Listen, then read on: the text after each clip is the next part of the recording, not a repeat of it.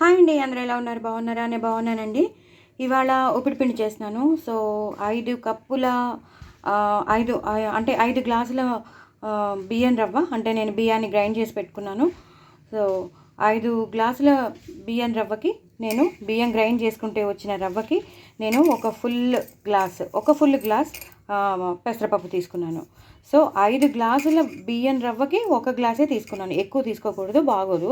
ఎంత తీసుకోవాలో అంతే తీసుకోవాలి, లేకపోతే ఈ పెసరపప్పు మొత్తం అంతా డామినేట్ అయిపోయి పేస్ట్లా అయిపోతుంది. అలా కాదు, ఎక్కువ రవ్వ ఉండాలి, ఇది తక్కువ ఉండాలి.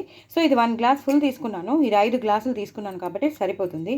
అలాగే అల్లం, పచ్చిమిరపకాయలు, కరివేపాకు ఇవి వేస్ట్ చేసుకోవాలి, పోపు వేస్ట్ చేసుకోవాలి. సో చాలా చాలా తొందరగా అయితే అవ్వదు, కొంచెం 30 మినిట్స్ పడుతుంది. చాలా సిమ్లో పెట్టి పైన కంచం పెట్టి కంచంలో నీళ్లు పోసి పెట్టాలి. సో ఇలా చేసుకోవాలి.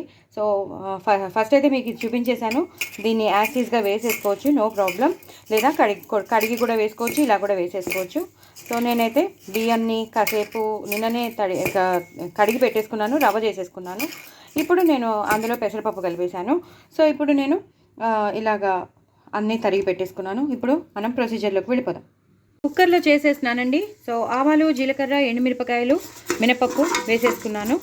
తగినంత నూనె వేసుకున్నాను.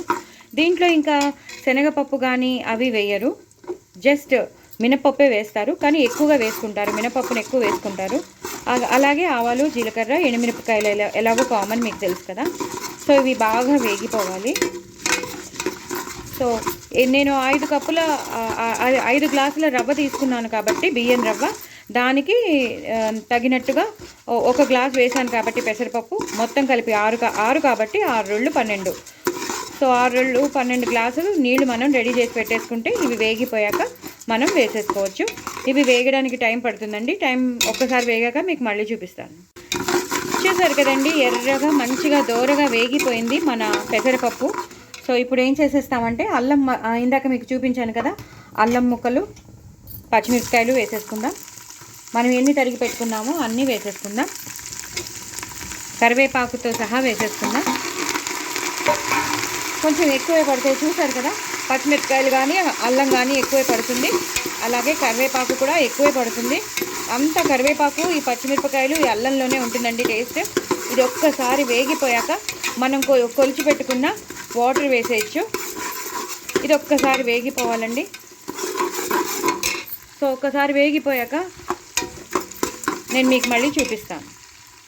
సో వేగిపోయాయి కదండి. ఇప్పుడు మనం ఉప్పు వేసేసుకుందాం, తగినంత ఉప్పు వేసేసుకుందాం. దీనికి ఎంత పడుతుందో అంతే వేస్తాను, ఎక్కువ వేసుకోకండి. సో దీనికి ఎంత పడుతుందో అంతా వేసేసాను నేను. దీన్ని ఇలాగా కలిపేసుకోవాలి. కుక్కర్లో చేసుకునే వాళ్ళు కుక్కర్లో, లేదా సిల్వర్ గిన్నెలో చేసుకునే వాళ్ళు సిల్వర్ గిన్నెలో చేసేసుకోవచ్చు. ఇలా బాగా కలిపేసుకోవాలి. ఇప్పుడు మనం వాటర్ నేను కొలిచి పెట్టుకున్నాను కదా, అది వేసేస్తానండి. వేసేసాక ఒక మరుగు రావాలి. ఒక మరుగు వచ్చాక మనం బియ్యం రవ్వను పెసరపప్పు వేసేయచ్చు. సో ఇది బాగా మరుగాక మీకు మళ్ళీ చూపిస్తాను. సో నేను రవ్వ వేసేసుకున్నానండి. సో రవ్వ వేసేసుకున్నాను, ఎందుకంటే ఒక చేత్తో ఫోన్ పట్టుకుని తీయడం ప్లస్ అది వేయడం బరువుగా ఉంటుంది కదా. సో అందుకే నేను వేసేసాను. వేసేసాక ఇలా కలిపేసుకోవాలండి. ఇప్పుడు మొత్తం అంతా అయిపోతుంది. మనం కుక్కర్ మూత పెట్టేసుకోవచ్చు, సిమ్లో పెట్టేసుకోవాలి. అంచు కంచం లాంటిది ఉంటుంది కదా, అందులో నీళ్లు పోసి పెట్టేసుకోవాలి. కుక్కర్ మూత అవసరం లేదు.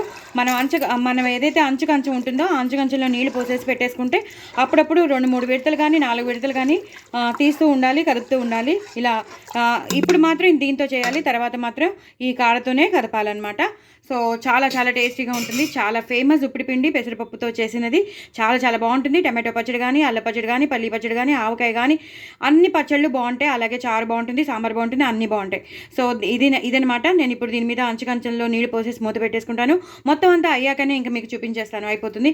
ఇంకా వేసేవేమీ లేవు, ఏమీ వేయకూడదు కూడా. ఎలాంటి మసాలా పౌడర్స్ కానీ ఎలాంటి ఏమీ వేయకూడదు. జస్ట్ ఇది ఒక్కటే. ఇంకా ఇది బాగా ఉడికిపోయాక లాస్ట్లో నేను మొత్తం అంతా అయిపోయాక మీకు మళ్ళీ చూపిస్తాను. చూసారు కదండి, మొత్తం అంతా అయిపోయింది. ఉప్పిడి పిండి మొత్తం అంతా అయిపోయింది. నాకు కనీసం 45 మినిట్స్ అయినా పట్టింది, ఎందుకంటే 4-5 విడతలు పట్టింది. కంచంలో నీళ్లు పోసుకుని చేసి అంతా అయిపోయింది. సో ఆవిరి వచ్చేస్తుంది. సో ఇలాగే అంతా అయిపోయిందండి. సో నా ఛానల్ని మాత్రం సబ్స్క్రైబ్ చేసుకోవడం అసలు మర్చిపోద్దు.